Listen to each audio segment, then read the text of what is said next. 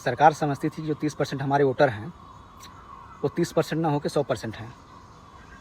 मात्र 30% वोट मिलते हैं बीजेपी को, और बीजेपी समझती कि हमको 100% लोग वोट कर दिए हैं और हम राजा हो गए हैं।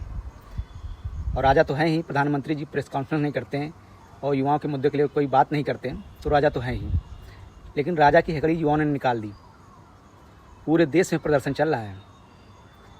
सरकार माने या ना माने, अगर सरकार ने धांधली नहीं किया आने वाले चुनाव में तो सरकार का बोरिया बिस्तरा सब गोल हो जाएगा। जिस तरह से युवाओं ने अपना दमखम दिखाया, वह तमाम जगहों पर अपना प्रोटेस्ट जारी रखा, वो बहुत ही काबिल तारीफ़ है। ये लड़ाई वर्तमान की ही नहीं है, ये भविष्य की भी लड़ाई है। अगर बीजेपी इस देश में कुछ सालों तक और रह गई तो ये आपके आने वाले बच्चों का भविष्य भी बर्बाद कर देगी। बच्चे वैसे भी इन 12 सालों में बहुत बर्बाद हो चुके हैं।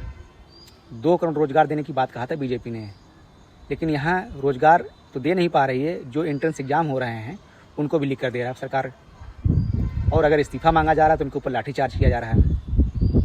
सरकार तानाशाह हो गई है। सरकार को लगता है कि इस देश के युवा मूक बधिर हैं, बोल नहीं सकते, लेकिन अब ये हाल हो गया है कि जो गोदी मीडिया था उसके पत्रकारों को भी युवा पीट रहे हैं।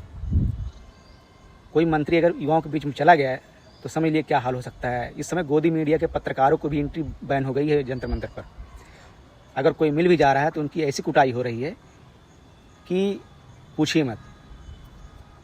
वैसे भी काबिल तारीफ़ है। गोदी मीडिया के पत्रकारों को सबक सिखाना बहुत जरूरी है। जो पूरी आग लगाई हुई है वो गोदी मीडिया के पत्रकारों द्वारा ही लगाई गई है।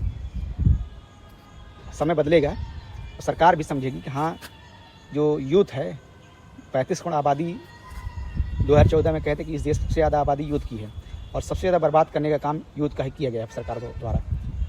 उनको नौकरी नहीं दी जा रही है, उनके पेपर लीक किए जा रहे हैं। सब जवाब देगी सरकार।